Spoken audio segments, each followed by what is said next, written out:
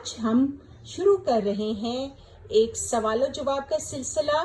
جو سوالات میں اس بچے سے کروں گی وہ آپ اپنے بارے میں ایک مضمون کی صورت میں لکھ سکتے ہیں.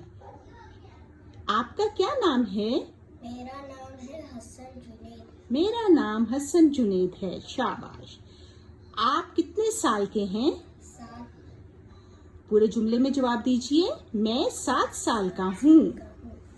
آپ کون سی جماعت میں پڑھتے ہیں؟ 2 اوکے. میں جماعت 2 میں پڑھتا ہوں. آپ کو کھانے میں کیا پسند ہے؟ مجھے پسند ہے برگر. اوکے. آپ کو کھانے میں برگر پسند ہے. آپ کا پسندیدہ پھل کون سا ہے؟ سیب. اوکے.